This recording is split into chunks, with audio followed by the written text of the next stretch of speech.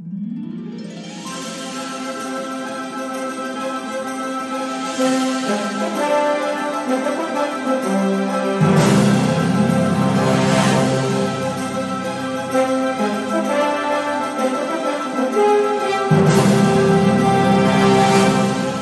hello again, and welcome to another episode of the Hyperion Adventures podcast. I'm Tom. As always, I'm here with my spectacular, beautiful, wonderful wife, Michelle. Hello. Thank you, sweetie. Best thing about it is this week, it's her episode. We're going to do a lot with her. I get to relax for much of this episode. It's going to be great. I'm looking forward to it. Don't say that. We might lose some listeners from the start. Please no, stay are you kidding on. me? It's all the more reason people will want to stay.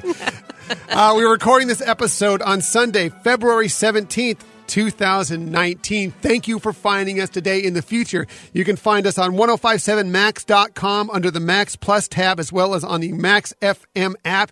You can also find us on our website, HyperionAdventuresPodcast.com.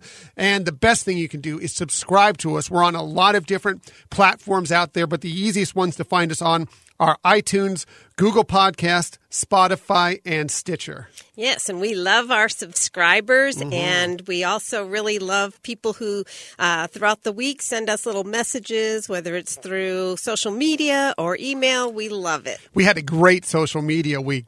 We went over 300 followers on Twitter, which doesn't seem like much, but it's exciting for us. We've interacted with a bunch of different podcasts, had a lot of fun with them.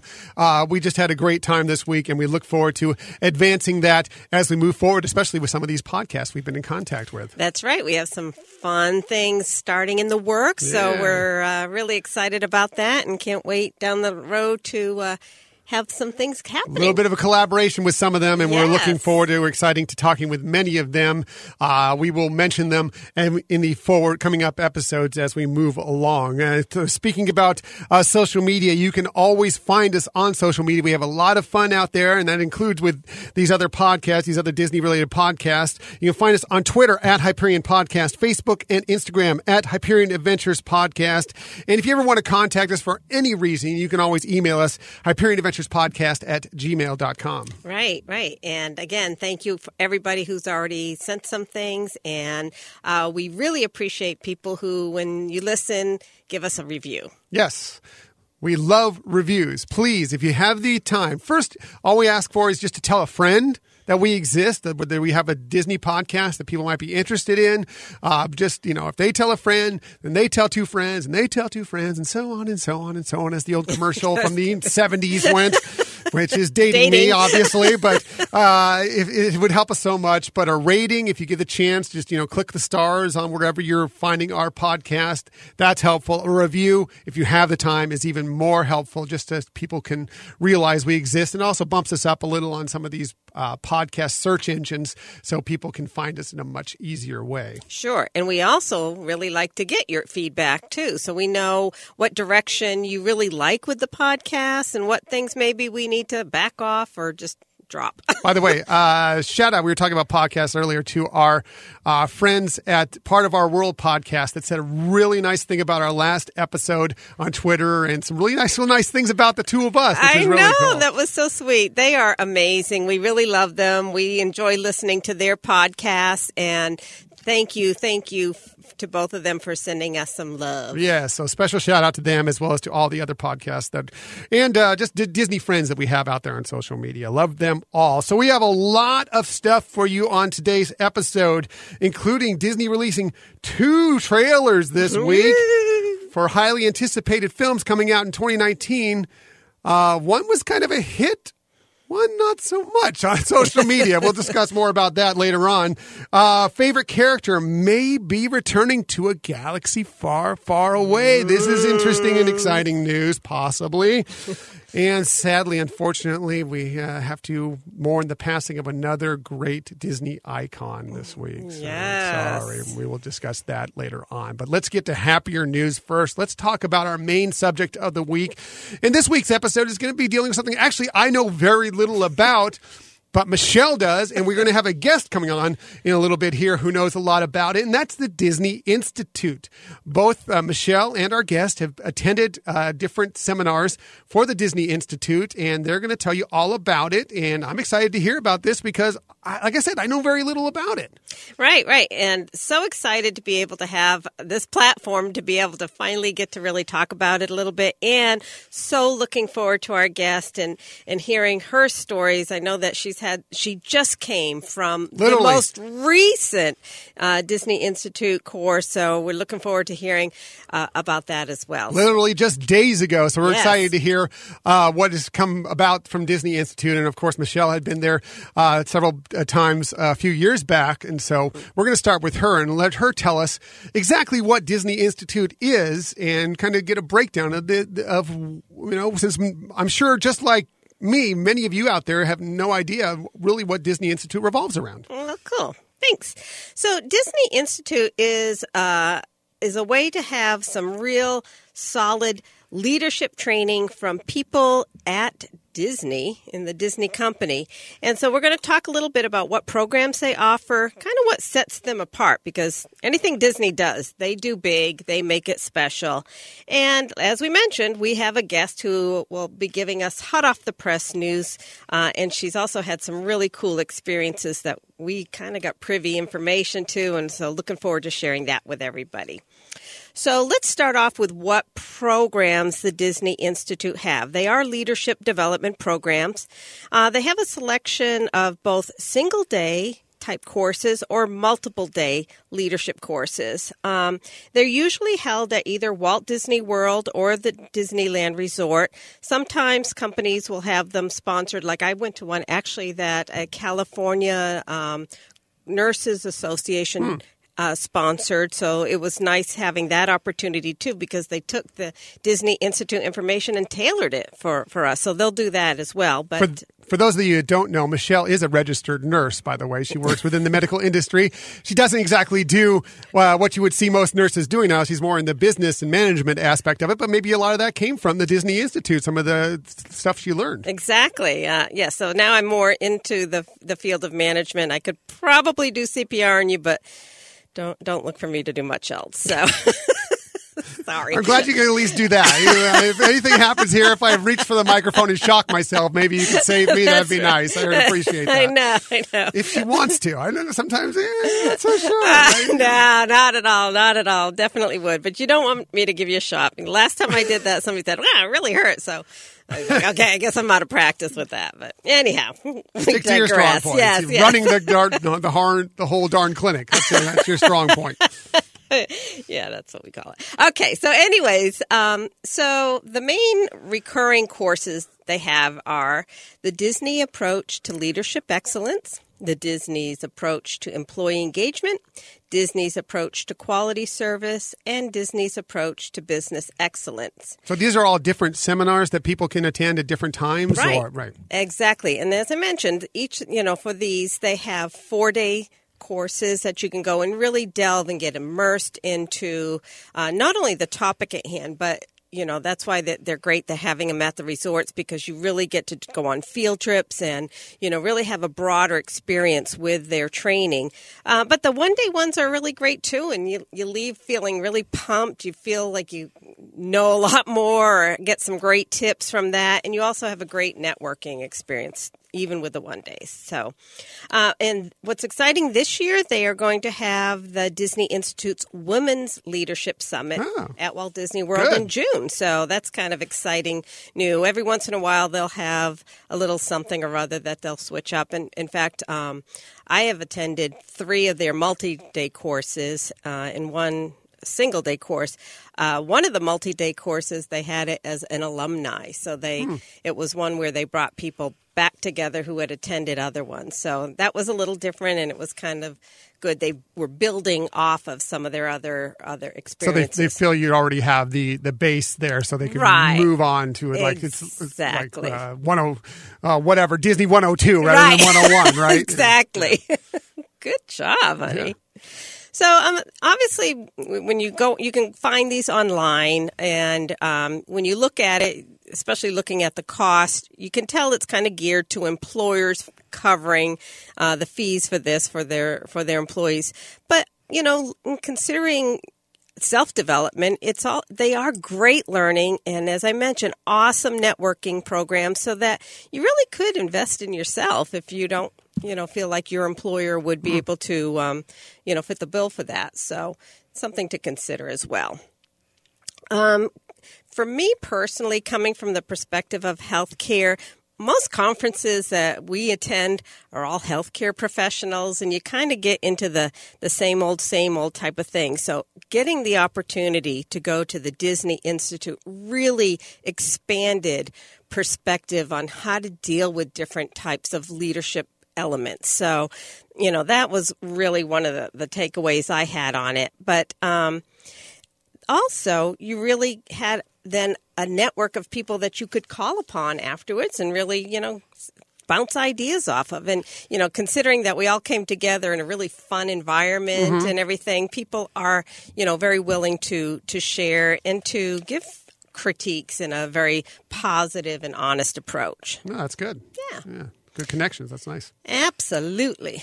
So, wanted to touch base on some of my personal experiences because I'm wanting to share this for so long with people, and also I'm looking forward to hearing, as I mentioned, Amy's. But and I really could go on and on. I mean, there are a lot of great things that happen when you go to the Disney Institute. First of all, it's Disney, right? Right. What could be worse than that? You're going to Disney. It could be bad. Exactly. Yes, you're learning, but you're at Disney. Come on. It's the best. And you're getting behind the scenes kind of exposure to information or sites, and they are really good about even sharing some of the things that they weren't successful at, so that you don't make the same mistake they did. So it's really awesome how transparent and how much they share. So, but anyways, my highlights are going to really be kind of what were the pixie dust or the magical moments that I experienced. And the first one I want to talk about is a field trip that they sent us on. So these things they really try to get you, again, to be immersed into their environment. And what this was a very early morning. In fact, it was a before park open experience. They had us go out to, it's now called the Seas with Nemo and Friends Pavilion at Epcot. Sure. It was called the Living Seas. And they actually sent us out kind of like on a scavenger hunt. We were supposed to be looking at the 4 keys to ensure a great customer experience. And so what they did was they sent us out there. As I mentioned, the park hadn't opened. Now, if you've never been to Epcot or the Seas Pavilion, it contains one of the largest man-made underwater environments in the world. 5.7 million gallon saltwater aquarium. This thing is enormous. It's big. It is a big aquarium. It is. So what they really wanted us to do, as I mentioned, was to go around and look for examples of these 4 keys. Now, the 4 keys, and if you've ever gone on the Keys to the Kingdom tour, which we have, did, yes. So you know the 4 keys as well. I don't know if you remember any of them. Very few. Mostly because I want to go on it again because I love that tour. Exactly. But, yeah. And what it is these are keys, or they're things that Disney shares with every cast member so that it can help guide them in decision making to make sure that they're supporting great customer experiences. And they go in this order: safety, courtesy, show, and efficiency. But anyways, that's what we were supposed to be looking at. But I found myself just mesmerized by this whole experience. And the fish? The fish. Ooh, shiny. I'm mesmerized by aquariums, too. I can stare at them for hours. Right? And imagine being in this building. I mean, it's huge. It's a huge aquarium, and you might not even see anybody for a few minutes because we're all kind of just meandering around looking for things. And I really found myself that I kind of ditched what the assignment was, and I just lived in the moment. And there was really such a surreal experience being in this giant room with an enormous aquarium, watching all the marine life around very early in the morning. And it was just, I don't know how to explain it other than saying, awe, fingers up in the air, awesome. You know? Awesome. Awesome. Awesome. So it was tranquil. It was just special. And I knew that it was an experience not many people on this earth get to do, right? Mm-hmm. So it was one of my biggest wow experiences there.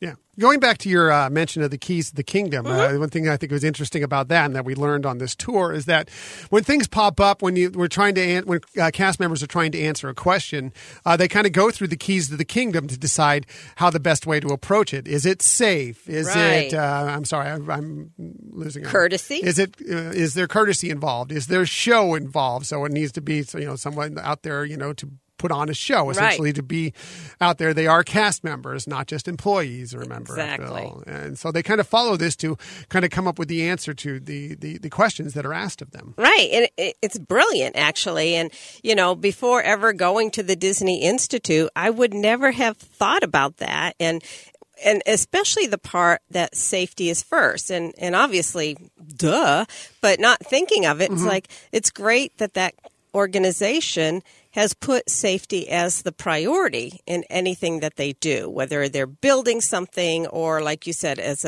even a frontline cast member having to make a decision. Their focus first and foremost is safety of the guests.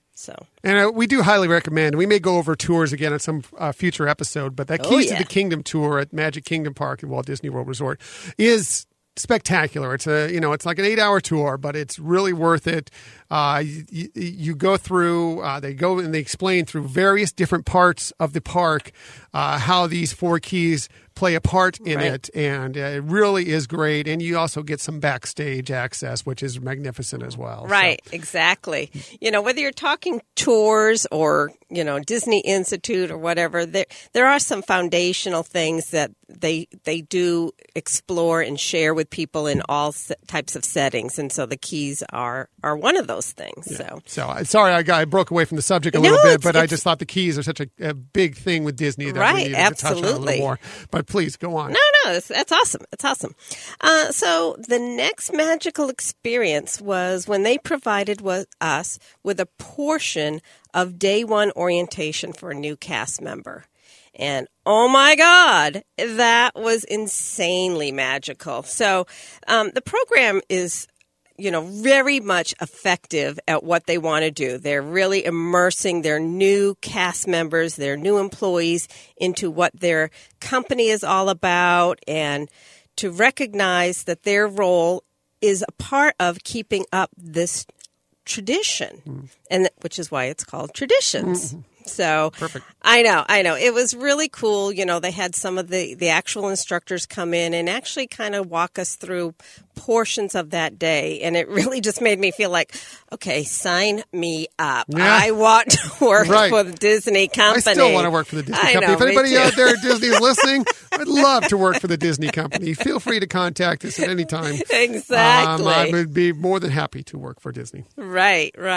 But obviously without getting into a lot of details, but just hearing about the whole history of, Walt, the movies, the parks, what they're trying to do, that it's very family geared and that family can have a lot of different meanings.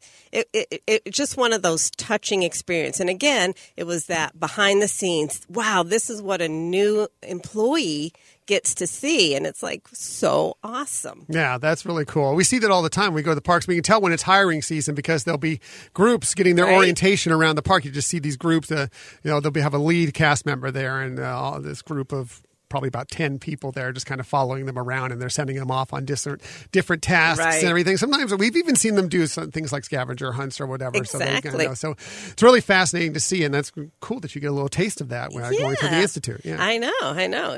It was awesome, as I mentioned. So, and the last point that I'll share before we bring Amy on is, again, being immersed into the magic For example, getting to see the wardrobe area. That's insane. That place is just incredible. It's so hard to even imagine it until you see it. And then you're like, wow. Yeah, it's got to be amazing. You just don't even think about how many cast members are there and how many different pieces of how much uniforms and how many costumes and everything else there are. That place has got to be enormous. It's got to be gigantic. I just can't even think about how many different pieces of clothing there must be in there. Think of like the most giant dry cleaner in the world. Wow. And having rows and rows and rows. Kind of like the door vault in Monstropolis in Monsters Inc. Yeah, that is perfect. Where all those doors are. Perfect analogy. Yeah. Perfect analogy. I remember somebody who used to work at Disney, and I don't know if they still say this, but they talked about having 3 sets of uniforms. One on the rack, one on your back, and one on the sack. So one is on the rack, it's clean, ready to go. One that you're wearing that day, and one that's in the dirty clothes that needs to be washed. Interesting. Yeah, right? It's cool stuff. But anyway, so, those are just, again, a few of the magical experiences. I mean, again, I'm kind of shying away from giving the explanation that the main emphasis of it is a learning experience. They are teaching you their leadership skills of what their experiences are, whether you're talking about how to build quality in your product or your service, or whether you're talking about, how to get employees to feel valued and to therefore, be better cast members or better employees for you. They really do that. And I know my experiences there, I just discussed, left all that out. But that's kind of like a given, right? When Disney has an institute or a university and they're going to teach you, they will teach you, and you'll come out with mega information of things to try and new ideas. And, so that kind of, when I was explaining this experience or my stories, I kind of left that other part out because it's kind of like, I felt like it was a given. Yeah.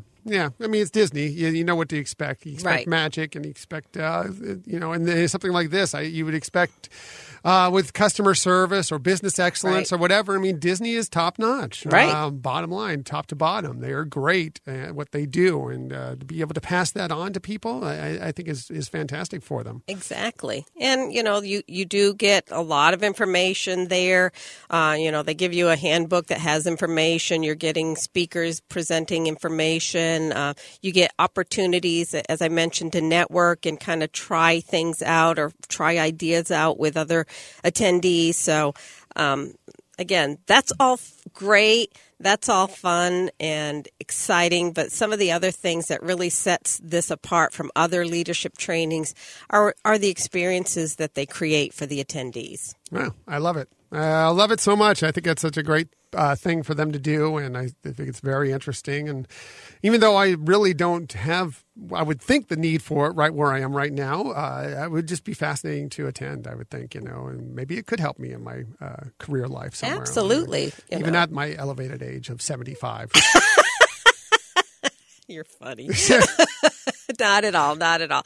There is just so much great information, whether you're using it in your career, your personal life. And again, just like we spend money, on vacations, multiple day vacations going to Disney. It's kind of like, well, it's a vacation, but you come out learning things as well. That's good. I always learn things at Disney anyway. That's true. That is true. Where the shortest Dole Whip line is. And that's right. How to get that fast pass. And, yes. But that's great. No, I love it. I love it all. And learning with Disney. That's Disney. That's a lot of fun. That's great, right. Great. So that's Michelle's experience with the Disney Institute. And this was from, a few years back. But we now have somebody who was just literally there just a couple days ago to experience the exact same thing. And I thought that she could come on and bring us her knowledge of this. And, it's really exciting. And one, also because she's a great supporter of the show. She's an OG Hyperion adventurer. And matter of fact, she gave us our topic for last week, the 5 best Disney couples. She's helped us so many ways, and it's so exciting to finally be able to bring her on the show to help us out in a great topic. So we'd like to bring on right now Amy Adams. Wait, not that Amy Adams. I know what you're thinking, but let me tell you, this woman is equally as spectacular. And we're so happy to finally have her join us on the show. Amy, welcome to the Hyperion Adventures podcast. Hi, everyone. Thank you so much. So, Amy, I know that I have a little bit of history with this myself, having an actor with my name, Tom Howell, from way back in the early 80s, that I have a difficulty Googling my own name. It's got to be really tough for you right now as someone, an Oscar winner who is fairly popular right now. Absolutely. I have to say, though, I always joke that it could be much worse, right? Like Amy Adams, the Oscar winner, she's amazing. She does fantastic things in the community and nothing but good stuff. And sharing a name with a Disney princess certainly is I don't know. I think that's pretty special. Absolutely. And speaking of special, we feel that way about you. As Tom mentioned, you've been here with us from the start. This has been a great experience getting to meet you, in the way we did, because Facebook and social media has really brought us together, and you're amazing, and we're so excited to have you here and to hear about you. Now, we know a little bit about you, but we'd like our listeners to, get to know who Amy Adams is. Sure. Thank you. So yes, we met online through this great community of Disney fans. I think there's nothing like Disney folks out there, right? Yep. So Absolutely. I'm really thrilled to support you in your endeavor here. I really admire folks like you and Tom who take that Disney passion and give back to other Disney fans and just share your knowledge and really have that outlet. So thank you for giving me that today as well. Oh, thank you. So I live in Northern Virginia in the Washington, D.C. metro area. I'm a program manager for a large aerospace and defense company.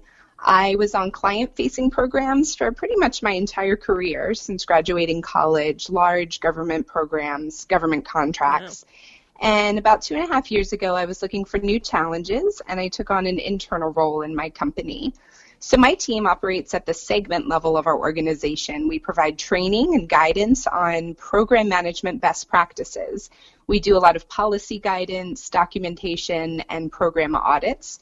We also support new program or contract wins for the first few months to get set up, get processes in place and aligned with best practices and policies for successful execution down the road. Nice. Personally, I've been married for 11 years. My husband and I met in college, and we have a 7-year-old son. Yay. Everyone here is into Star Wars and into all things Disney. Just like us. You know that. Yeah. Yes. So what drew you towards, other than it just being something more to expand your Disney portfolio, what drew you towards going and attending the Disney Institute? Sure. Well, I have attended, this last week was my third experience with them. I've attended the leadership course, and this one was quality service. They're Disney's approach to leadership excellence, Disney's approach to quality service. And then 2 years ago, the inaugural Customer Experience Summit, which was a little different format. So the first time, I was drawn to the business insights from a brand I love. I think when you learn in the context of something you're genuinely interested in or really have a passion for, it sticks with you and has a deeper impact than just academia or typical classroom learning. For example, when I managed a team of software developers, they would request to attend training at Microsoft in Washington for very similar reasons, right? They're learning from a leader in the industry and a company you admire. And I feel like that investment into those higher branded learnings really mean that the lessons and experience have an impact. So that was the first time. And then those experiences were just so fantastic. I kept going back to my company and asking for the training budget to attend again. Right. So I had been applying for the external funds for 2 years, really, since that 2016 summit to attend another. And I'm very fortunate and grateful to work for a company that does invest in their people. And this year we had the budget and the support from my direct management to attend. So they asked that I tack this Disney Institute trip onto an already planned visit to our headquarters in Florida. And so this aligned nicely with this particular timing aligned nicely with an event we hosted the week prior over on the Space Coast of Florida. Nice. Well, from that, what would you say is your impression of what sets Disney Institute apart from other leadership-type development programs? Sure. Well, I think whether you're a Disney fan or not, and frankly, a lot of my colleagues in all of these courses, they didn't come because they love the parks. They came because the Disney name stands out, right? I mean, everyone knows that Disney means quality and Disney means excellence and service and all those wonderful things. It's just a brand that we all aspire to be like. Right. So what I found that really sets them apart, though, is not only introducing their unique Disney approaches, but really getting you out there in the field and that what they call the living laboratory. Right. And the opportunity to kind of go behind the scenes to observe how those methodologies are put into place. But uniquely, how you can, as a professional, extract those lessons and adapt and apply them to really any environment that you work in. I find that's really clever. They're not there to dictate this is the Disney way and you have to do it that way. It's, hey, here are our lessons over our history of being such a success and how you can apply them in your own life. Absolutely. Well, speaking about that, and I know you just came back, so you're probably trying to process all the information, but were there any takeaways or things that you thought, now that I've heard this, I'm going to do something differently, or I'm going to implement this program or this project, as a result of attending the course? Yeah, sure. There were a few things. So a key learning component to your days here at Disney Institute are what they call insights. And they say these are, quote, business neutral truths that transcend boundaries of industry and geography. And so I feel like a few of those insights in particular, too, I wanted to speak to that I'm going to take back. And these insights, we discussed 128 of them. They have them listed in our course materials throughout the week. Wow. So, just taking that number alone, you can see how much that you learn throughout the week. The first one in particular is, quote, an organization must cultivate internal customer service with the same intentionality as external customer service, end quote. So for my team, as I mentioned, we're sort of internal consultants to our company. And I really took that to heart because I think we need to shift to a mindset of service and support rather than putting out fires or just getting things done, thinking more at the task level. Right. And what Disney speaks to here is designing processes around every customer touch point beyond the obvious, they say. So we did a couple exercises where we map out our touch points through any of our standard processes. So physically drawing them out and trying to think, okay, is it an email? Is it a website? Some of those non-traditional, it doesn't have to be a customer phone call or meeting. But those different ways that you interact. And what I'm going to do this week is go back and map out a couple of those key processes with the touch points for various processes that we control, and certainly analyze how we can improve them, both from email communications, documentation, support, everything along that line. That's awesome. And then the other big insight was, quote, a common purpose is the essential foundation on which all other service decisions can be developed, end quote. So for me, we spoke a lot in our course about your sphere of influence. So, for example, at Walt Disney Parks and Resorts, their common purpose is we create happiness by providing the finest in entertainment for people of all ages everywhere. And that's something internal. You may or may not know that. But basically, all cast members, no matter their business, and within Disney Parks and Resorts, there's many, they can refer back to this and understand how their role fits into we create happiness. So for me, my team is part of a huge company. We have about 17,000 employees. I can't change or impact my company's common purpose. But back to my sphere of influence, within my team, we're very spread out geographically. We often have site leads working with program teams on their own without the direct contact or leadership of our core team here. So I think we really need to define and put into writing a common purpose for our team so that folks can understand when they're out there and motivate everyone in these roles. Oh, that's great. It sounds like you've already really, like I said, grasped a lot of the great learnings and have a plan set in motion. So that's awesome. And that's a big part of the process there at the Disney Institute is within our course materials, they give you a beautiful binder that they call your participant guide, and it has all the materials there, but there's a lot of worksheets, so there's a lot of time spent throughout the day to reflect and do that sort of thing. So it's not as if I was sitting in the class all week now I'm back, I'm overwhelmed. I really was able to extract these things throughout the week. Right. So they've already stuck with me, even though I haven't been back to work yet. That's awesome. Well, kind of talking on that, can you describe for our listeners, like, what is the flow of the days? Because traditionally you think of an institute, you might think, okay, you're sitting there in a room and there's speaker after speaker after speaker. But how does Disney... What time is recess? I know. Yeah. But if you could kind of describe the flow of the days. Well, funny enough, Tom, I have to tell you, we all know, if you're Disney fans out there, a lot of things that Disney does, particularly around numbers, they kind of keep it close, right? They don't share a lot of information. So when you register with Disney Institute, you certainly get your start time and end time each day for planning transportation or, any evening activities you might do. But I think my one point of feedback with them that just really gets to me and my personality is there's no detailed agenda for the day. So you're right, Tom. I was sitting there thinking, man, when's the break? When's recess? Because I didn't have that kind of control, but that's okay. They do it for a reason, and it's fine, truly. So these Disney Institute courses are always held. Well, forgive me, for some context, I've only attended the multi-day ones on Disney property. They do offer one-day courses and courses at your company, right, and those might be structured differently. So the ones that I've attended have been at a Disney convention resort. They're always held there because the courses are held within the convention center. And then you have 2 Disney Institute facilitators, is what they call them, and those are our instructors. To be a Disney Institute facilitator, you have to have a lot of experience with the Walt Disney Company. So they're not just hired to be teachers. They really have so much experience and depth and breadth that they can add and illustrate different stories to help enhance those lessons that they're teaching. Then the room has a couple of Disney Institute support staff. They guide you through some of the little field trips you take or the technology.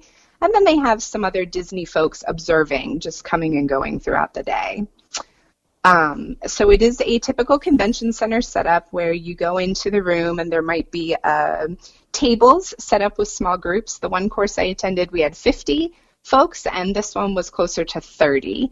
But, of course, as Disney does, when you first get there, there's a little bit of swag and Mickey confetti, and the second you walk in, okay, this isn't going to be completely typical, right? Right. So that makes you smile from the beginning. Yes. There are great food and beverages offered throughout. As with all things Disney, you never go hungry. Right. That's for sure. And those are going to be different based on the course and location you attend to, because the convention center staff, the catering staff, is from that particular resort. So you'll get different offerings, always with a Disney twist, but lots of great snacks and meals. Right. As I mentioned, there's course materials are provided, your participant guides. You can follow along, you can take notes. You have exactly what the instructors have on the screen, and there's a lot of worksheets in there, and some that are just in the back to take home and do again with your group. Mm-hmm. The day is structured between a combination of lectures, but again, these are not boring. They're fascinating stories in the way they go through the materials. They mix in some videos. Some are interviews with Walt. Some are interviews with cast members out in the parks. Some are backstage lessons of how they maybe implemented something. So there's really a variety of media that keeps the day moving. Nice. And we had what they called a field experience each day. And this is where you go out, you get out of the room, which always feels good, and you see those Disney insights and actions at the parks, the resorts, both on stage and backstage. Right. And they call this their living laboratory. You take buses, so the transportation around the parks isn't an issue. They're very efficient, and I think we'll get into some of those details later. But again, you really get to get out there and see what's going on, and I love that. Yes. Then there's time for small group work interspersed throughout the day or personal reflection. So I attended this course by myself, but many other folks in the room were attending with 2 or 3 people from their company. So the small group time was a chance to, if you're with other people from your company, that you can sit and dig into a problem or do an exercise specific to you. Whereas when I was by myself, I would either do the exercise by myself or partner up with someone from a completely different industry, and we got kind of fresh eyes, right? Looking at the problem or looking at the work we did. So right. That's I always appreciated that. Right. That's a great networking experience that they really, help foster. And then, like you said, you get that different perspective, or, something that you might have seen always as a challenge. Somebody else looks at it and they may have had something comparable but different and say, try this approach. And so it is nice to get, like you said, the fresh eyes on some of the techniques or some of the issues at hand. Absolutely, yes. And so they're long days. I mean, there's a lot of information, and we started about 7:30 with the breakfast. The course content started right at 8, and then we went to about 4:30 most days, with the exception of the first day, check-in, I presume, so that folks can travel and also so they can have an evening event. Mm-hmm. That first day was 2 p.m. to 10 p.m., instead of the day. So honestly, that first night into the next morning is a tight turn when you leave your class at 10 and you're back at 7:30. Yes. So they're long days, they're tiring, but I mean in the best way, because you're learning so much and you're interacting with amazing people, and of course you're running around the parks a little bit too. Right. So it's intense, but in the most positive way. Nice. Well, we happen to know that your family was with you some of the time there. How did that work for you, and what would you recommend if somebody was considering attending the Disney Institute and trying to decide, bring family, don't bring family? What was your experience? Sure.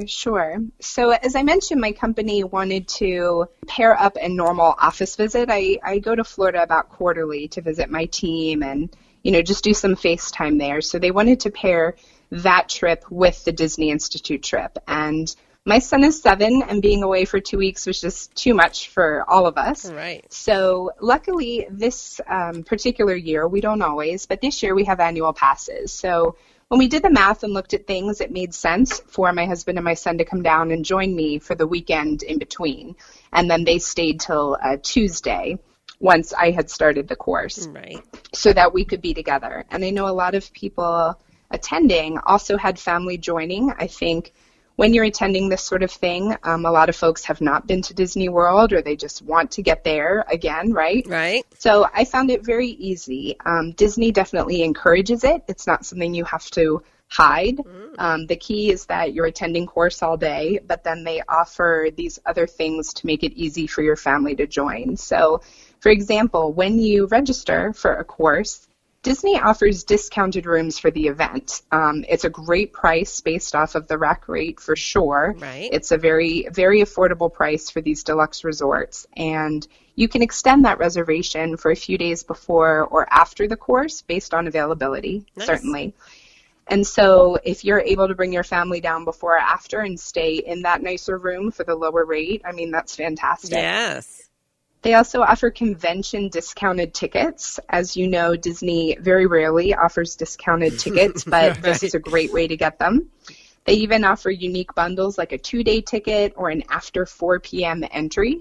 So if you think about it, if our course is ending around that time, then you and your family can have these after 4 p.m. tickets and go enjoy the parks at night and both see the lessons that you've experienced in action, but also get a chance to enjoy the parks as a family. Right. So I really don't think it's an issue at all.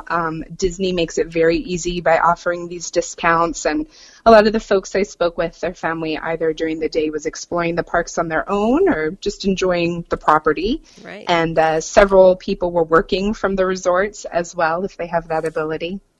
So I think it's a great opportunity if you're able to. Cool. So we also heard that some folks at Disney Institute actually selected you for a video interview. How exciting. Can you tell us about this special opportunity? Oh, my goodness. Yes, absolutely. So someone from the marketing team spoke on maybe day 3, I think it was, just briefly. And they said that they were looking for a few volunteers to speak to our experience for a promotional video for Disney Institute. Sweet. They don't do this every week. It turns out it had been about 18 months since they had done filming. Wow. So it truly was just dumb luck, right? Nice. I mean, magic. Good place. As they say. Yes. So, of course, I signed up. I mean, I was practically falling over myself to find the sign-up sheet. Crossing out other people's names, you know. Yeah. Well, they changed their mind.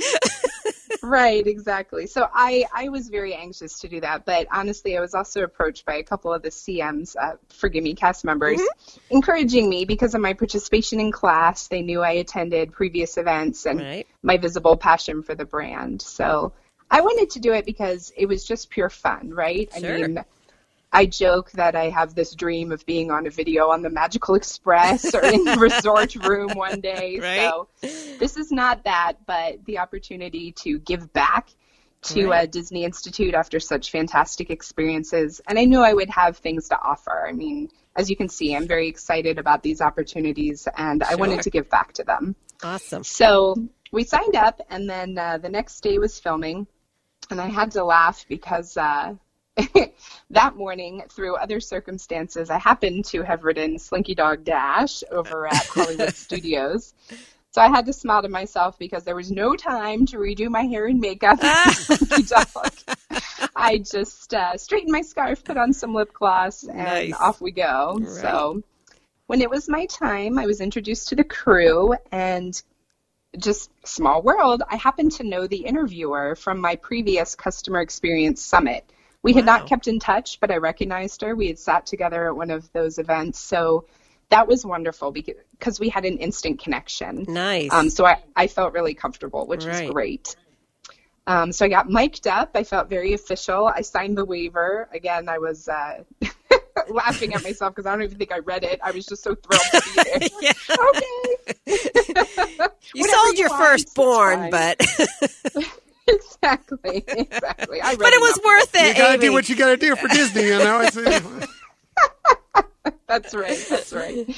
No, I had a sense of what we were doing, of course. Sure. They explained these were for promotional and social media videos. Disney Institute has a YouTube channel and a strong Facebook presence and that sort of thing. So they had it set up in a little room at the convention center there with a couple different cameras and lights and the microphone on me as well as the one above my head. They had 3 crew members, things like sound, camera, plus the interviewer. It was very official. I mean, this is their careers. They do this kind of production work. So, again, she made me feel really comfortable, explained the purpose of the video. And then on camera, she asked specific questions that she had on a sheet that were pre-planned. I think she was asking of everyone who sat in for this. But then based on what I said, she might have asked me to expand on something, or she's the producer of these, so she had a sense of, the kind of messages she was looking for or my particular experience that she wanted to expand on. And I loved doing it. I was really comfortable, but I was also very intentional with my words. You have the cameras on you and the lights. And not intimidating at all. Right. I kind of wish I had more time for notes and more prep. I mean, I get that they want you to be casual and impromptu responses to be a genuine testimony, but, looking back, I wish I was a little more polished, so we'll see. I'm sure it looked great. When it was over, I was given my choice of thank you gifts. They had a nice table set up with, the Disney Institute book, Be Our Guest, which is fantastic. And some other business accessories with Disney Institute logoing on them. And a big old pile of course, Mickey shaped Rice Krispie treats. They said take as many as you want. Nice. That's a bonus right there. Yeah. Right. And she thanked me, and they said you were great, and I will definitely be in the final video was the verbal promise. So a few months production, and they'll be out there. So, again, it was just really fun. It's one of those just magical, fun Disney things as a fan I got to experience. But I also felt really good about giving back because, again, Disney Institute has been so fantastic in all my experiences.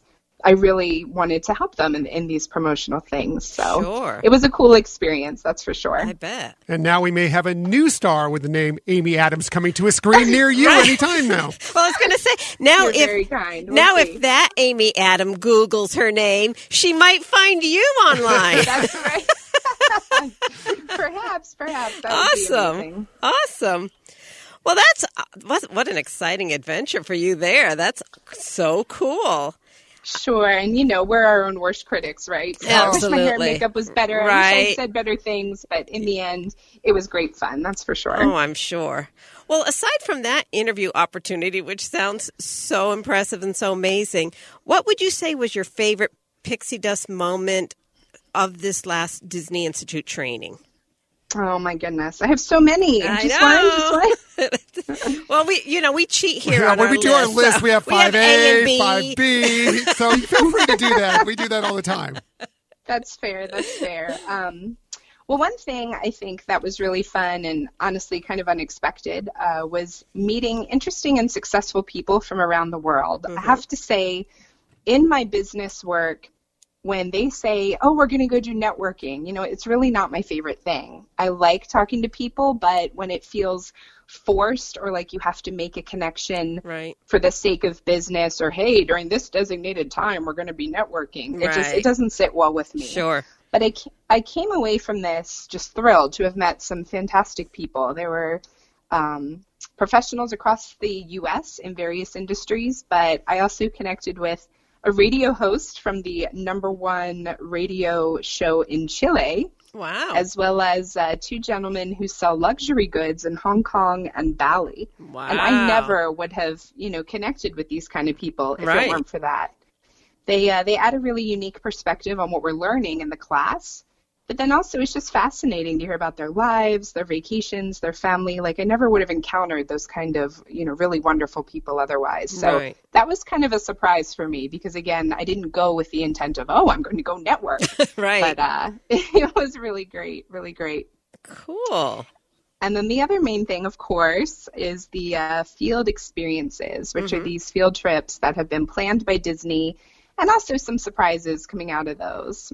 So the one that we did was at Magic Kingdom. We went backstage into their what they call utilidors, which is a really great opportunity as a fan to see. I think the only other way you can see it is with the Keys to the Kingdom tour, which I've never done. Right. So this was a real treat for me and also had a lot of business takeaways.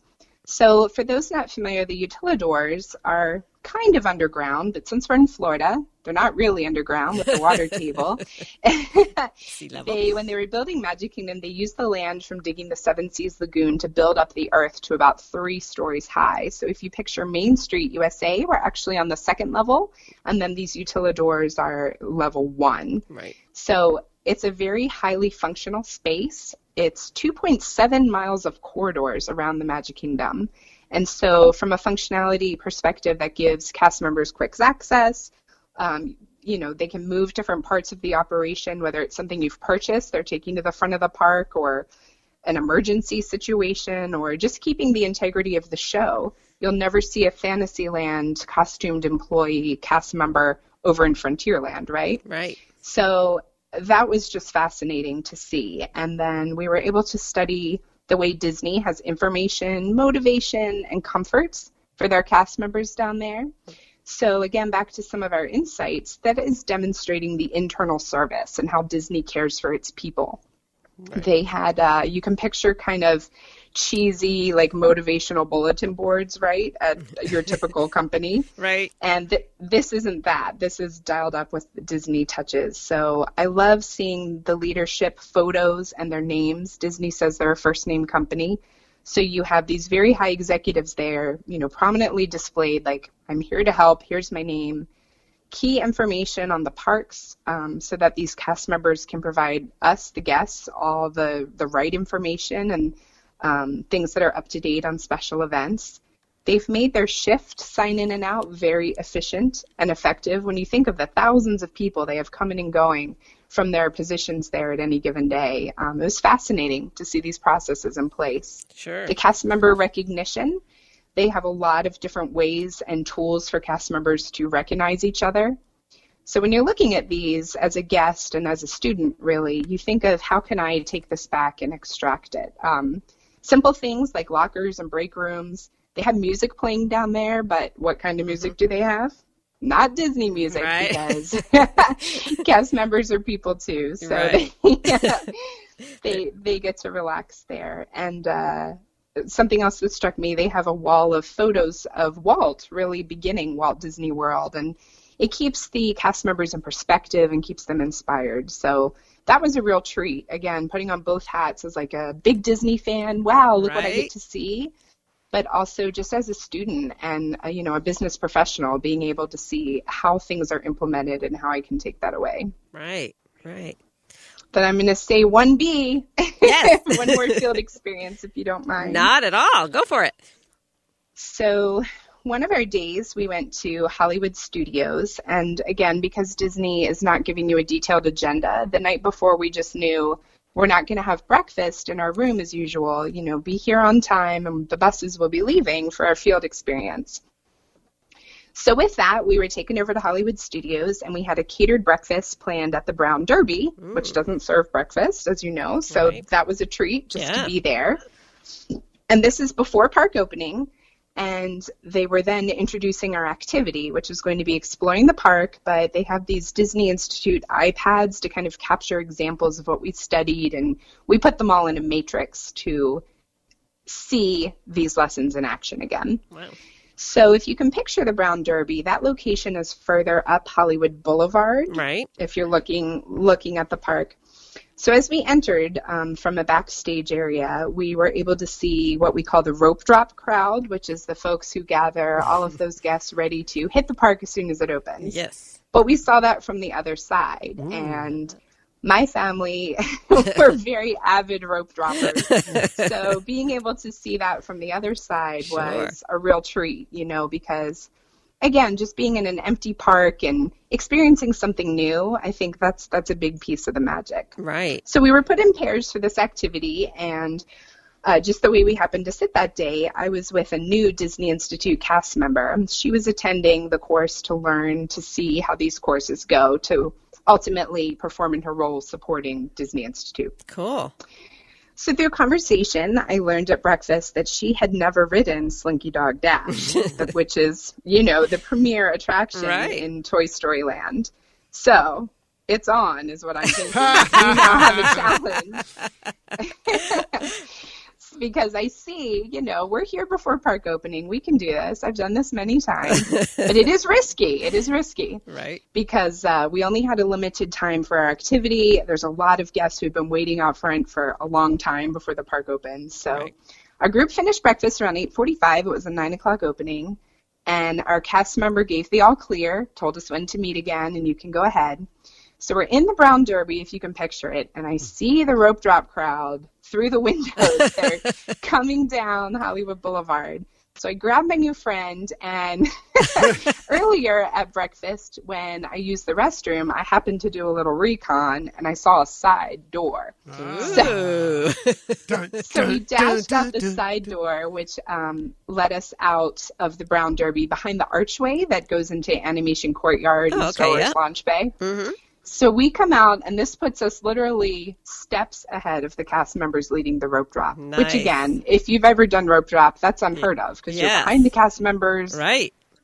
And aligned with some of the lessons we learned, this is how Disney has a very firm process in place to control safety. Right. So we walk around to Toy Story Land, and we hit a new line of cast members, and it was just fascinating to see this rope drop process up close. I've been in the herd many, many times. I've never been at the front of the pack. So again, I'm constantly trading hats. Like, huge Disney fan, this is amazing. We're right here in the front.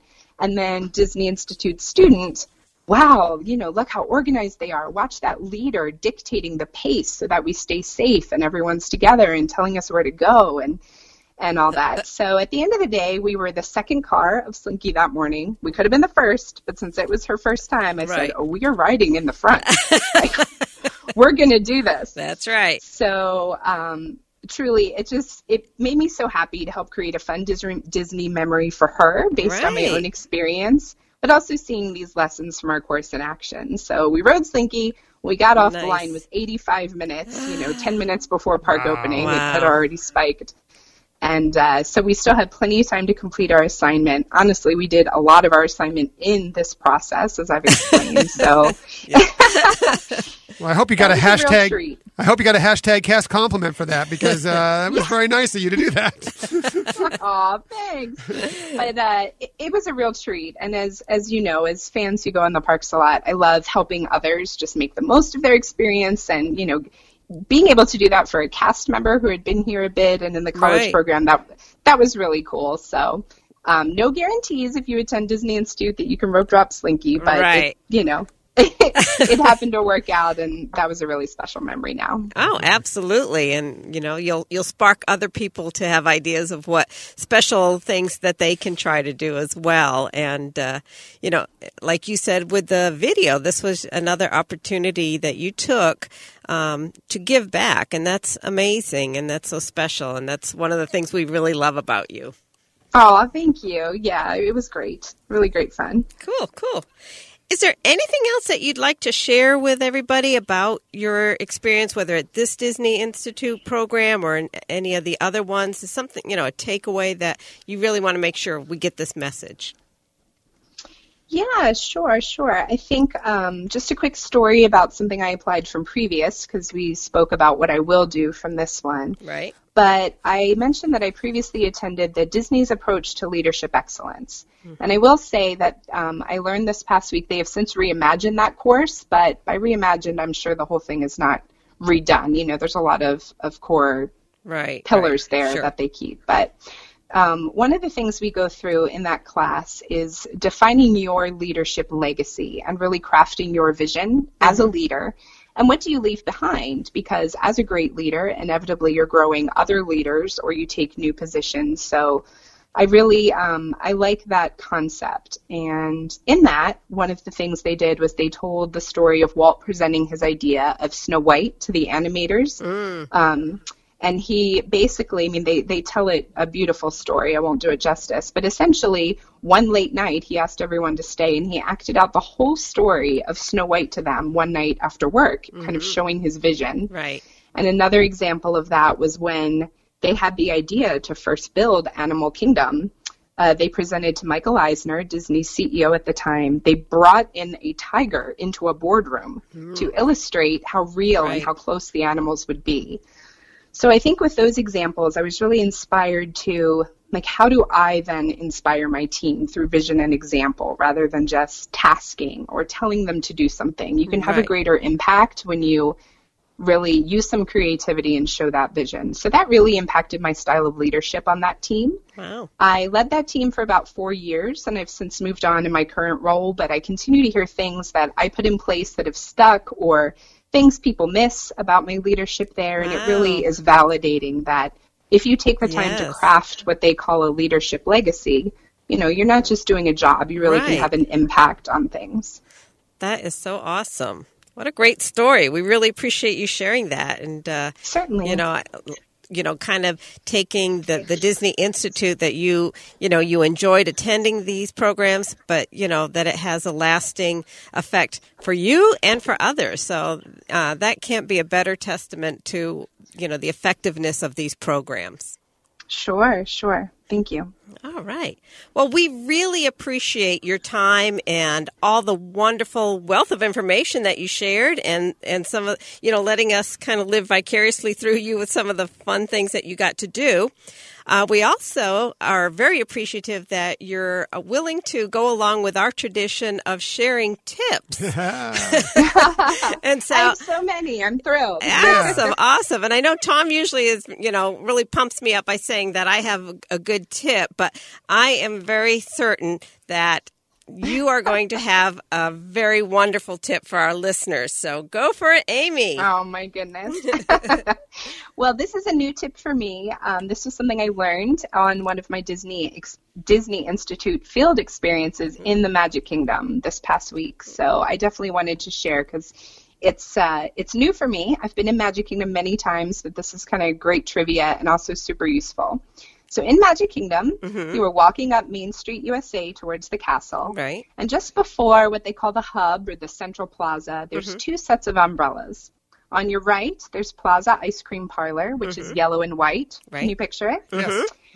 And then on the other side, we have Casey's Corner, known for their hot dogs and their baseball theme. Right. And their umbrellas are red and white. And I always knew that these umbrellas are themed to Casey's decor, okay, Right. but I learned they are also intentionally red and white. Why? Just beyond those umbrellas is the baby care center, but most importantly, first aid. Oh, So if a cast member needs to direct a guest towards first aid, it's very clear to say, look for the red and white umbrellas. They're the only ones in the wow. whole park. Wow. And Very first cool. aid is just beyond that. So you can spot it from afar. It's easy to find. It's kind of the international symbol, right? Sure. The red and Wow, white. Right. And the pathway beyond those umbrellas, it's a diagonal walkway. It's wide, it's functional, it's clear, and once it catches your eye, you see where to go. So I thought that was interesting, but Yes. fun. And now I hope your listeners, if you're visiting Magic Kingdom and heaven forbid you need first aid or a guest that you encounter does, it's very easy to provide that info. So as with all Nice. things Disney, it's intentional, Right. but it's also right on theme. You know, it doesn't take away. There's not a huge first aid sign, Right, but right. now we know, and it enhances the guest experience. I How just love cool. that. That's fascinating. That I is. never really thought about it, That's but that is awesome. so interesting. That is a cool, interesting little tidbit there. For Yeah. So- Great. I'm glad I gave you something new too. Yeah, it was new to me, and I've been there how many times? Yeah, right. Well, Yeah, right. We find out new stuff every time we visit. I always am amazed by it. Absolutely. And Yeah. that's goes for the Walt Disney World Resort and the Disneyland Resort. Every time we go, we find out a new little piece of information or see something different we haven't seen Right. before. And I think that's what's kind of cool, or one of the many things that is cool about all the Disney parks. Absolutely. Sure. So much to learn, Yeah. for sure. Absolutely. Well, Amy, thank you so much. I Yes. feel between you and Michelle, I've learned so much about the Disney Institute and how it can help me, and hopefully it can help some of our listeners out there kind of advance their career skills and business practices and through Disney. And we really appreciate that you came in and shared all that with us. Totally. Oh, absolutely. No, thank you for the opportunity. I cannot say enough good things about Disney Institute. Certainly. Right. And, That's great. you know, as you can see, it's great. Even for just, non-Disney fans, truly, they have so much to offer people in every industry. And, I was thrilled to be able to attend again. So thanks for giving me the chance to talk about it. It was great. Awesome. Well, We really appreciate you joining us and taking the time out of your weekend to come on and share some of the things you've learned and your experience with Disney Institute. Certainly. Thank you, guys. So thanks again to Amy Adams for joining us. Boy, she had some great information there for sure. Absolutely. She brought a really wealth of knowledge of, what they have to offer, the fun uniqueness of it, and her storytelling techniques are fabulous. Yeah, just a really great segment. And I thought she sounded great. You're part of it. You sounded great. And the best thing you're about sweet. it is I got to just sit back and just relax and enjoy the whole conversation and barely take part. It was wonderful. I put my feet up. It was great. Well, I was wondering, is that really water you're drinking, or is there something else there in your I'll never your tell. cooler there, I'll never tell. your water bottle? We'll see how much My I fingers slur are in these the next air. few Disney stories, and we'll know for sure. Right? So, again, thanks again, Amy. OG Hyperion Adventure. Amy comes through for us and was really great for that segment. And by the way, if you want to learn more about the Disney Institute, you can look them up on DisneyInstitute.com if you want to do anything with them. And we are always willing to take questions as well. You can always contact Michelle with her experience, and she'd be happy to answer them for you. So, Absolutely. good stuff right there. Yeah. So that was our main topic of the week. As always, we have a main topic, or maybe two, sometimes even three, but then we get to the Disney stories of the week. So let's get to the Disney stories from this week. And unfortunately, I think we have to start with a little bit of a sad note, and that is the passing of Dave Smith, the founder of the Disney Archives. He passed away Friday in Burbank, California at the age of 78. So disappointing that we've lost another member of the Disney family so soon after Ron Miller passed away just last week. Right, exactly. But we're very grateful for the opportunity to have met him at the last D23. And it was funny. Expo. Yes, Expo. It was funny because it was like we were so excited to go and be able to have him autograph our book, and realized once we got it was our turn in line, I was like so starstruck. I couldn't think of anything. I know, I was the same way. To say. I'm the worst when I meet somebody like that. I'm just so happy to meet. Yeah, I'm the worst. I can talk for hours here on this podcast, but if I meet a celebrity like that, that's someone that I really, really think is a fantastic person, I just get so started. But he was really cool about it. Really nice. Just talked with us. Was really neat. So if you don't know who Dave Smith is, he spent 40 years, and thanks, by the way, to the Walt Disney Company. They put up a nice thing, so I didn't have to do as much homework on this. They had it all laid out for me. He spent 40 years cataloging the company's legacy. He was the chief archivist for Walt Disney Company from 1970 to 2010. He was hired by Roy Disney, of course, Walt's brother. His first job was to catalog every item in Walt Disney's executive suite at the Burbank studio, of course, at the Walt Disney Studios. That had been a space that had been left untouched after Walt's death in December of 1966. The interesting about this is that we've taken the tour of the Walt Disney Studios, and part of it is getting to go see Walt's office, and it's all put back together thanks to Dave Smith and his cataloging of it. They put it all back together so you can witness it if you ever get to go on this tour. D23 has them often, and that's all from his recollections. But he did so much to save all this Disney memorabilia from history, and he became a Disney legend in 2007. Just a wonderful, wonderful man. And we got to go actually to the Disney archives too and experience a lot of the cool stuff that they have there, and it's really fascinating. Right, and his talents were amazing with that. It was one of those jobs, don't you wish you had that job, right. But he's also published several books because, people have asked questions. He used to have a segment called Ask Dave. And the book we were able to purchase and have him autograph was the Disney Facts Revealed, Answers to Fans' Curious Questions. And there were a couple questions out of the book that I wanted to share in light of, kind of remembering him. One of the questions that somebody had written into him is, have you ever been to Disneyland? I know. And if so, what's your favorite visit? And he wrote, since I grew up in Southern California, I'd been to Disneyland many times over the past 6 decades. At first, my parents were reluctant to go, instead wanting to wait until all the attractions were finished and everything was running smoothly. Then I discovered that my grandmother had gone to Disneyland before I did. I was sure perturbed, but was able to use that evidence to get my parents to take me. One of my favorite memories as a teenager was running into Walt Disney walking through the park and getting to speak with him briefly. Wow, that's really cool. What a cool memory. Yeah. I know. It's just pretty amazing there. And another thing that somebody had asked him about, which seemed appropriate, is what is the most unusual item in the archives? And Dave responded, I think it may be a Mickey Mouse gas mask that was produced. That was produced by the Sun Rubber Company for use in England during World War II. The feeling was that kids might be more willing to carry their gas masks if they featured Mickey Mouse. Wow. I know, right? Pretty amazing. And so his Do they sell that at the Mad Hatter? Took you a second there to figure that one out, right? Did. Yes. Sure. So anyways, sorry to see that Dave Smith has left us, but he did leave us a lot of wonderful things in his books and in the fact that he did really do so much work to get the Disney archives in place. He's a wonderful man who had an incredible legacy, and expanding on Disney's legacy for that matter. You talk about he's written many books. He wrote the company's official encyclopedia, which is Disney A to Z. You had Disney Facts Revealed there. That was the book that was one of his more recent books. Disney: The First 100 Years, The Quotable Walt Disney, Disney Trivia from the Vault, and 4 volumes of the Ultimate Disney Trivia books. I mean, he was all over it. Yeah.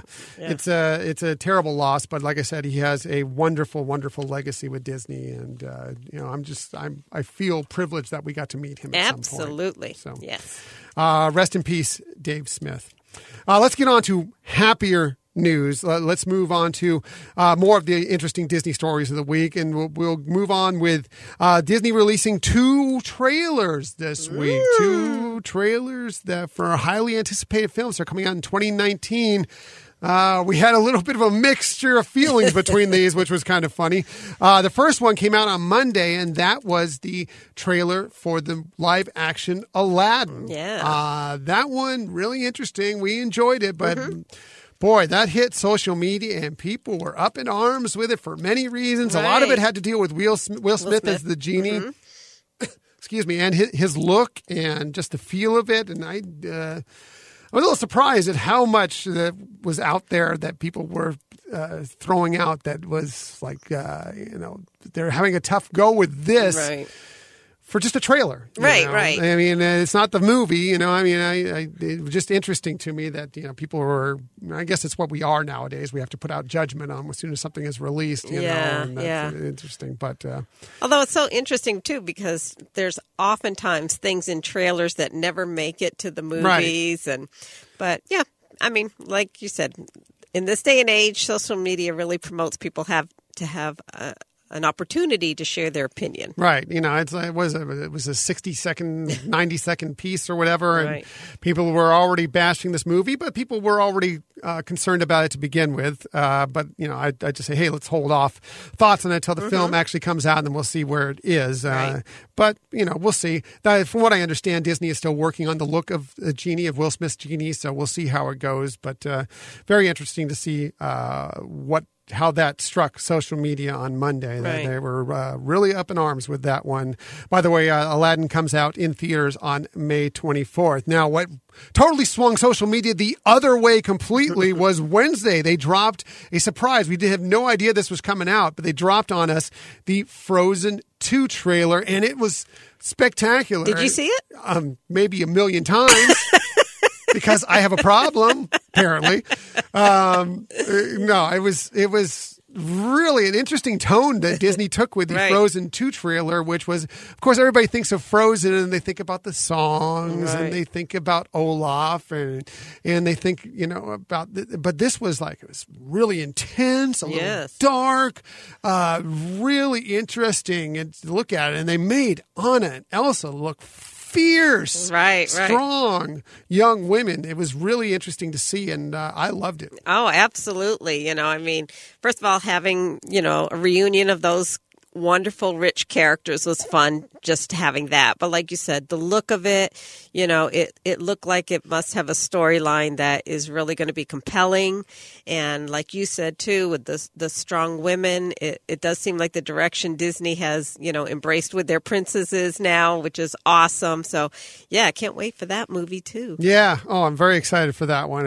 If anything coming from this first trailer, it looks like it's going to be very, very cool. And I love Frozen. I know it got a little overplayed, and yes, it got overplayed in the parks and merchandise and everything, but there was a reason for that. That was because it was extremely, extremely popular. Right. And now People loved it. I'm sure there's parents with kids that had to watch it and hear the songs over and over and over and over again. I get it that it was wearing on you, but I think it's been enough time that's gone by that this looks interesting, and I like the tone they struck. What also I found interesting about this trailer versus the trailer for the original Frozen. Like when the trailer for the original Frozen came out, I had not really much interest in seeing it. It looked like it was a story about a snowman. It was all about Olaf in the trailer almost. It was mostly Olaf and Sven in the, and I was like, okay, what, this is a story about a snowman? I mean, I know it's Disney, so it's probably good, but I mean, what?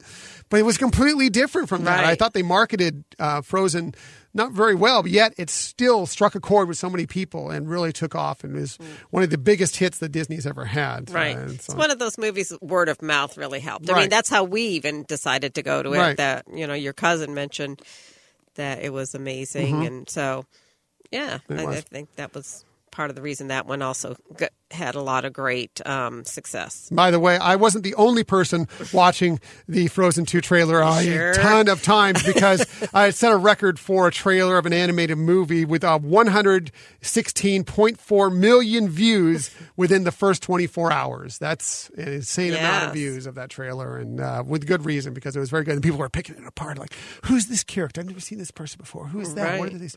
Why? What's the story? Nothing was really released from it, but it was a really cool and interesting trailer. Right. So. And like you said, it's interesting, too, that it did get so many views, especially since people weren't expecting to see it. Right. So, again, all, kind of word of mouth or social media out there that really helped promote people to catch it. Yeah, and it was also interesting that the conspiracy theory out there of was Disney not planning on releasing this so quickly to Aladdin, but then they saw the issues that Aladdin brought up where people were not really happy with that trailer, so they rushed this one out to make sure they kind of cover it, feel good.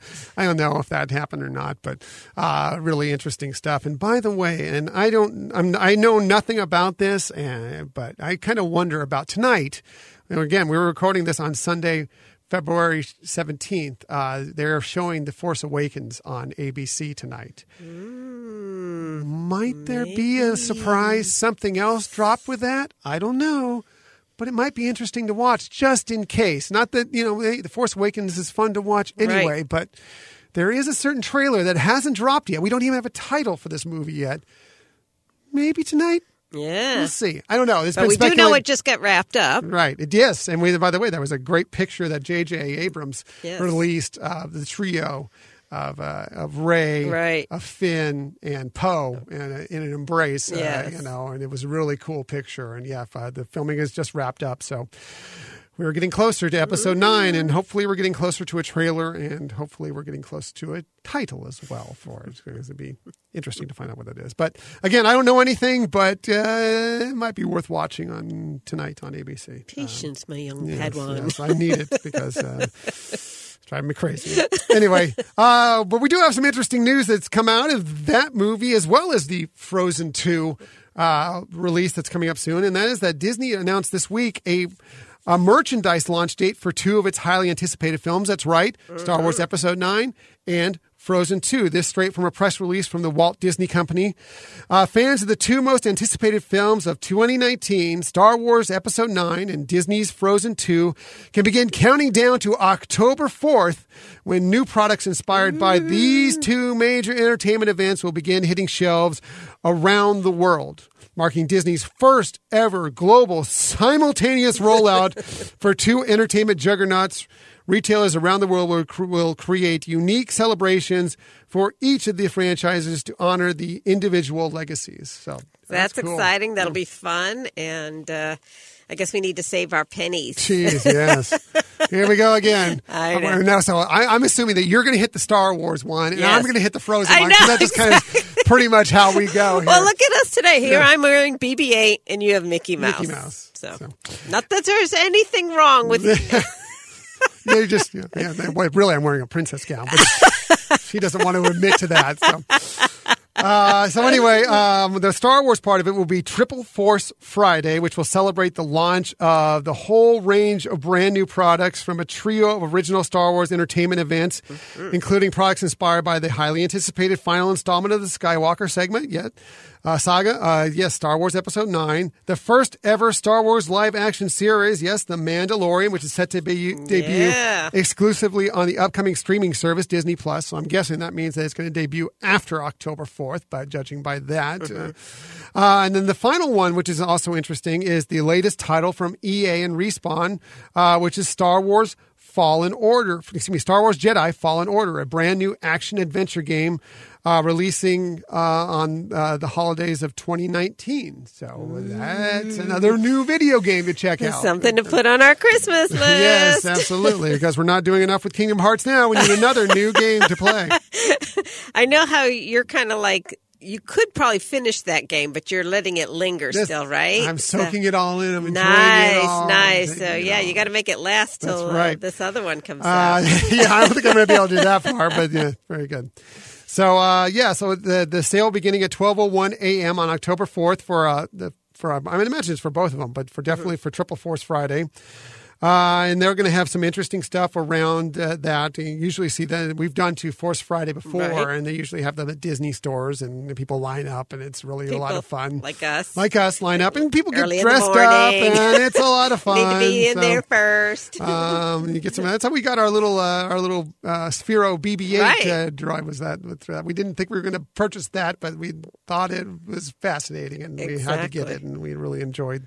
He watches movies with us because he can do that. I don't know if you have one of those Sphero droids, but they will watch the films with you, and it's a lot of fun to see them react to the different Star Wars movies. Exactly. And it's fun to know that they have rope drops at Disney stores. Mm-hmm. Yes, very cool stuff. And they even have a little magic when someone opens. They usually have one of the children that are there. They have a little magic when they open the store. They do a little thing, and it's won't tell you what is involved in that. But it's a little bit of pixie dust at the beginning of that. So, so that'll be Force Friday, hashtag Force Friday, and the Frozen one will be known as hashtag Frozen Fan Fest. So, a lot of fun and more purchasing, more to the credit card because Disney doesn't get enough of our money. We need a little bit more. So, very cool stuff there. Absolutely. Looking forward to it. Yeah, me too. More Star Wars news, since apparently we are the Disney podcast that desperately wishes we were a Star Wars podcast, of course. So this one I know you're going to love, because the actor who portrayed one of our favorite Star Wars characters is hinting now at a possible role in an upcoming live-action series. Could it be? This from comicbook.com. The heroes in Rogue One, a Star Wars story, might have met their demise in the film's finale. Spoiler alert. Yet the upcoming TV series focusing on Diego Luna's Cassian Andor will open up all new possibilities for those characters. Alan Tudyk, who brought the droid K2SO to life, recently teased his excitement about the project and confirmed he has heard talks about what to expect from the series. This is from Alan Tudyk, quote, "It's a prequel, so it's a prequel. I love those guys. I do. I love those guys. Diego Luna is one of my favorite people on the planet. I know what they're doing, and it's very exciting. We have talked about it." Ooh, so fingers crossed. That's not confirmation, but there are talks. We may be seeing K2SO in the Cassian Andor series whenever it comes about. Again, this is just speculation at this point, but when we first heard about it, that was one of the things we were hoping for. We love Cassian. We love that whole idea of this series. Yes. But we love K2SO. Yes. Hopefully that does work out. And that would be even if amazing. it's just for a select amount of episodes, if he's just a recurring character or shows up later on in the series, we would love to see that happen. Yeah. He has such a heart. I compare him to Wall-E. And it's. You have to watch the film, I think, several times to really catch it. But when you hear some of his comments and responses to, mainly Cassian, but even later on to Jyn, you can tell somehow he got a heart programmed into him. Right. Yes. Not only a heart, but he's not afraid. He has no filter. He's not afraid to say what he's thinking. Sometimes to hilarity. Right. It's so good. So love K2SO, and I hope that works out. And I love Alan Tudyk too. By the way, he does so much with Disney. Right. We could just name off the roles out there. There's so much that he's done. He's in virtually every animated movie with some sort of bit role, if not even a major role. Right. So. Great to see him getting more, and hopefully that works out. So, one more note, park news. This from the Disneyland Resort. A pop-up Disney, a Mickey celebration is soon coming to the Disneyland Resort. Interesting stuff. This from the Disney Parks blog. If you love art, love taking photos, love Mickey Mouse? If your answer is yes, and yes, we have something popping up just for you. The Disneyland Resort is introducing an all-new must-see pop-up experience at the downtown Disney District. Coming this spring, Pop-Up Disney, a Mickey celebration, will transport you through a visually and whimsically immersive experience celebrating 90 years of the one and only Mickey Mouse and his darling Minnie Mouse. Wow. Yeah. So this limited time exhibition will feature several different imaginatively themed rooms with vivid displays inspired by all things Mickey Mouse. Every room will feature selfie-worthy surprises and provide plenty of fun and fabulous photo ops for all your family and friends. So a lot of Instagram, Facebook, Twitter, whatever, stuff to take pictures and check stuff out. Awesome. Yeah, I saw when they had a drawing on the Disney Parks blog of a mini bow, like you're wearing a mini bow right now, couch that you can kind of lay across or all get on and everything, That'll be fun. Yeah. So kind of a cool thing. It is going to be a priced thing to go into it. So it says this separately ticketed exhibit will be located near the downtown Disney District monorail station in the space formerly, you may remember, the ESPN zone. Oh, yeah. Okay, yeah. so now that they haven't destroyed that, even though the ESPN zone is closed, but now they're not doing the hotel in that spot. Right.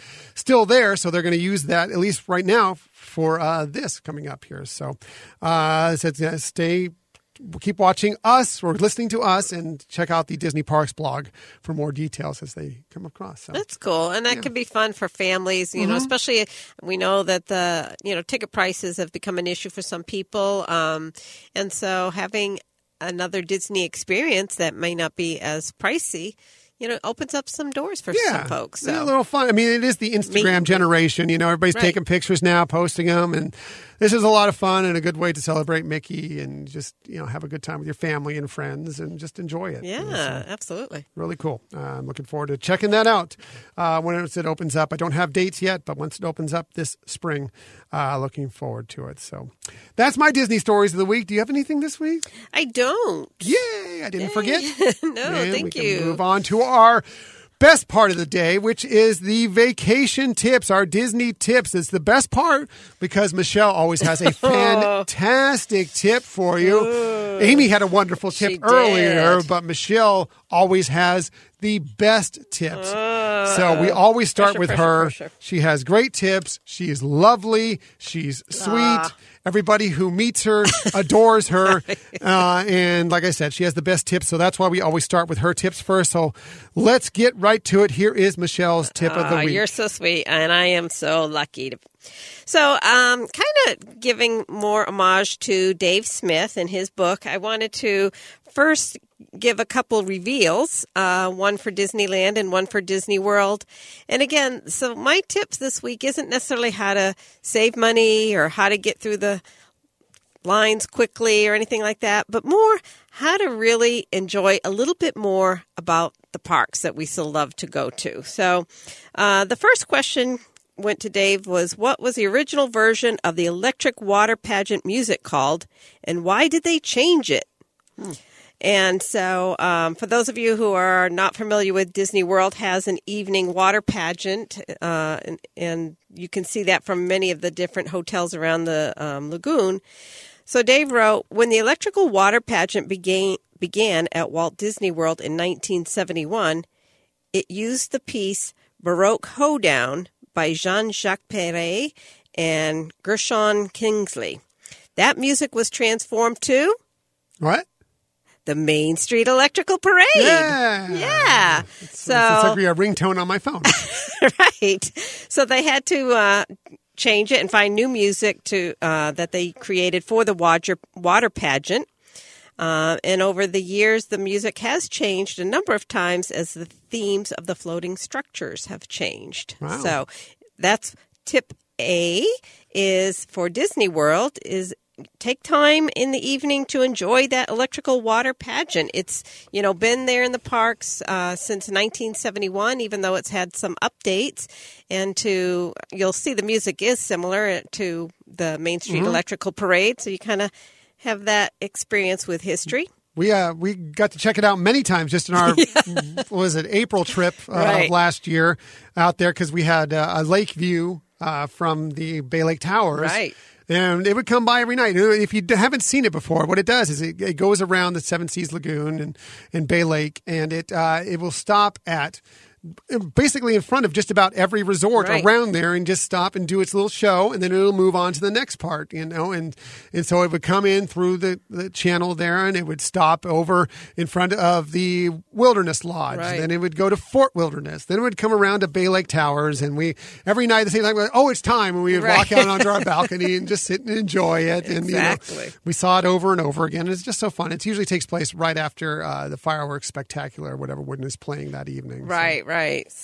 So that's something, if you haven't had that opportunity, take it. It's really fun. And if you don't know what time it's going to show up at your place, you can ask at the front desk. They'll tell you. Usually it comes around approximately this time, so you know when, if you're in your room or somewhere on the resort, when you can come out and observe it and check it out. Exactly. So. If you ever stay at Fort Wilderness out there by the beach, a lot of people gather to watch the fireworks because they do turn the lights down and play the music to synchronize. It's actually a really nice place to go see the fireworks. Yeah, and then you can stick around and watch the parade. Yes. So, and the next one relates to Disneyland, and the question posed to Dave was: while waiting to ride Radiator Springs Racer, I was told by a cast member that the license plates on the ride vehicles represented some sort of background information on the Imagineers who worked on the ride. Is this true? And Dave wrote, they are initials and birthdays of the Imagineers and Pixar animators who worked on the attractions. This is also, or the attraction. This is also true of the baby tractor in Mater's Junkyard Jamboree. So another thing to, check out and appreciate while you're at Disneyland at California Adventure is that those license plates have meanings. That's cool. And then we talked about it a little bit earlier with Amy, that there always is so much to see that you haven't noticed before when you go to Disneyland, the Disneyland Resort, or the Walt Disney World Resort. When you go to the parks, there's always something that we've never seen before, something we've never learned before about these places, and we always fun. So exactly. Love that. It's so cool that there's purpose to the fun. Yeah, and that's great. I love that they're giving the Imagineers that did so much hard work on these attractions a little bit, like they've done many times for many. You go to the Haunted Mansion, or if you go to a lot of these other places throughout all these attractions throughout, there's always these little nods to all the Imagineers that have helped set these things up. So that's great. Yes. And definitely take your time and check out the parks when you're there, and more than just go attraction. Enjoy it. It's a lot of fun to take it slowly sometimes. So, as I said, Michelle, best tip, always great tip, wonderful tip. Now to my lowly little tip. My tip is going to be like something maybe you don't know about the end of the evening at the parks, and it doesn't matter if it's at Walt Disney World Resort or the Disneyland Resort. Just because the park is closing doesn't mean you have to head out of the park right at that point. Yeah, you do not need to shuffle off right after, the fireworks spectacular is done, whatever it may be, wherever park you're in. Or if they even say the stated time is 11 o'clock that they're closing. No, you don't have to head out right at that moment necessarily. First of all, let's just say, like I just gave the example, the park is closing at 11. If you're in line in the queue for an attraction at 10:59, you will get to ride that attraction. So, yes, you can't be in there after 11, but as long as you're in there before it actually strikes 11, you will get to ride that attraction. So those attractions will stay open for a while after that happens. So it's a great way if you wanted to get on some of the more popular attractions in any of this park, say Slinky Dog Dash or Avatar Flight of Passage, Seven Dwarfs Mine Train, Frozen Ever After. These are always very popular attractions, tough to get a Fast Pass Plus for. A long wait in line if you're trying to go there in the middle of the day. But in the evenings when people are wrapped up for the night, they've headed back to their resorts, and don't know this tip, sometimes you can get on there in a relatively short time. So take advantage of every moment you have at the parks. Another thing is that the shops are usually open for about an hour after park closing. So if you haven't done shopping before, if you want to extend your time in there in the parks a little bit, save that shopping or some extra shopping for the end. Even if you've gone through the shops and spotted something you wanted earlier, you can go check it out maybe later in the day and extend your day a little bit more at the parks by going through the shops and enjoying that. And finally, many of the restaurants, even the sit-down ones, will still seat you up to 30 minutes before closing. And it doesn't matter that you're going to be in there past closing. As long as you're in there seated at that time, you can still enjoy a little bit of time. Right. Now, and that's not my favorite thing to do, just because I always feel rushed when I'm there. I'm like, these people are watching us. They want to get done with their day. Yes. But you can do that. If it doesn't bother you, you can do that. And, so take advantage of that as well. Anyway, just take advantage of every moment. You pay a lot of money to be at these parks, right. these resorts. It seems like it's more and more every day. But, it's a fabulous time to be there. Take advantage of every moment you can to be in these parks. And those are some extra ways where you can use a little bit more time there. Right. Those are great tips. And, really helps give some ideas. If you're one of those people, I just one more thing. That's awesome that you have that available. Yep. You still can. So take advantage of it. Exactly. So those are our tips of the week, and that wraps up our show. It's been a long one, but it's been a good one, I think, with Amy Adams joining us today. Yep. Not that Amy Adams, but still equally as wonderful. Exactly. We loved having her on, and she brought so much to it, and you did too, Michelle. This was your episode. Well, thank you. You did a fantastic job, and I really appreciate you letting me sit back and kick my feet up for an episode. Thank you for being a great director and, for helping inspire a lot of the ideas. So this was fun, but I'm very willing and ready to let you take hold of the total reins next episode. Well, I don't have to sweat as much.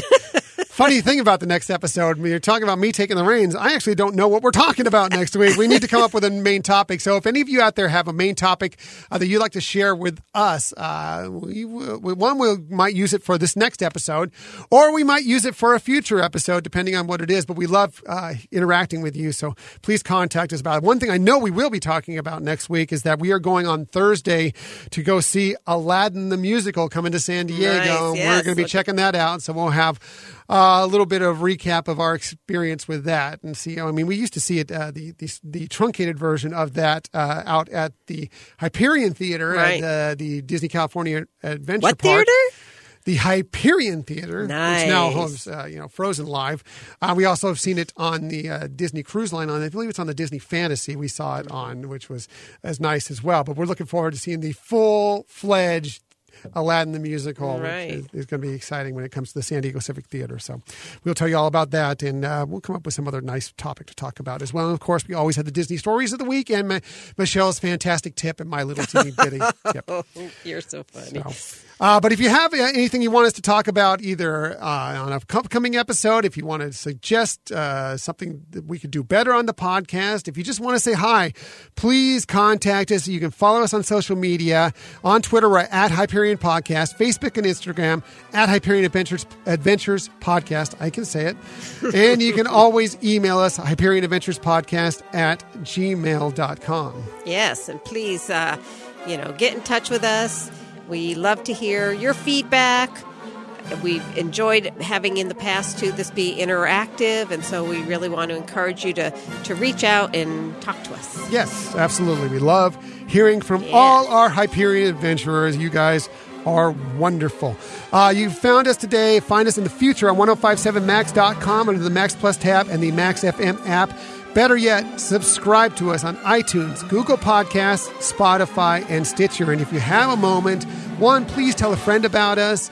If you have a little bit more time, give us a rating on one of those sites. And if you have a lot more time, please give us a review. It will help in so many ways. Plus, it helps us know how we're doing as a podcast. Yes, absolutely. So, thank you so much for listening to us again for another week. We look forward to sharing some more time with you again next week. But until that time, I'm Tom. I'm Michelle. And we hope that you have a magical week.